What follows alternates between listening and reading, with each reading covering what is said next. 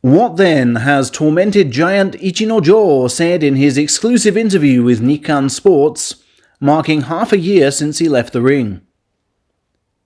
Well, firstly, he claims the lower back pain he used as his sporting reason to retire has now significantly cleared up. "I'm in fine fettle," he assures us, having seemingly lost a few pounds too. And while he says sorry repeatedly to fans for quitting in such a rush, he insists he made the right call. "I have no regrets about quitting when I did. I honestly believe I did all I could," Ichinojo begins. "I properly weighed up everything and thought, here I am, current second division champion. Not a bad way to go out now, right?" He answered every question put, even those about drinking. "I think pretty much anyone can drink too much when they go out with friends," he maintains. "The tabloids try to portray me as some kind of alcoholic, but I'd rather let the fans decide. I still go out drinking, but I don't go over my limit. I'm trying hard to carve out my post-sumo career, right here in Japan, and I'd welcome the fans' continued support." His ex-master claims they've only talked through lawyers since that frosty retirement presser in May. Ichinojo broadly supports that account, but is keen to stress that any grudges he held have largely subsided. "Truth be told, the master and his wife looked after me," he says. "Sumo looked after me and raised me, right? Sumo makes a person intense, strong, and kind. Sumo has brought me to where I am now, and I still like it very much." He reveals he went to Mongolia in July and spent around 2 months back home, which is around 400 kilometers from Ulaanbaatar. He slept in his nomadic family's gel, hiked up a mountain of spiritual significance with his father, and took in the starry night sky. "I also went to the summer Nadam festival, which includes Mongolian sumo," he reports. "Not to take part, mind you, but just to watch.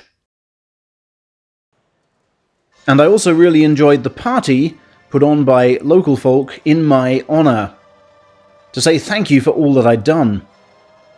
They made lots of food, and even called down a singer from the capital. They held the event in a local sports hall, and we could barely fit everyone in. We're talking about several hundred people." He currently lives alone in an inner-city apartment. Having not yet acquired a driving license, he relies on his friends to drive him around, to meet with his erstwhile patrons, and plan the next steps in life. "Apartment life does me fine for now," he says, even if the toilet's a bit narrow. "Having debuted so high up the chart as a fast-tracked corporate champion, I was never on stable Chanko duty, but I can knock up something similar here. Bonito flakes, veg, thinly sliced meat, those kinds of things. I like my cooking these days, in fact, and I can make some Mongolian dishes too. I'd done washing and cleaning in the stable before, so that is also no problem now. Only it takes a while to get up for it, though.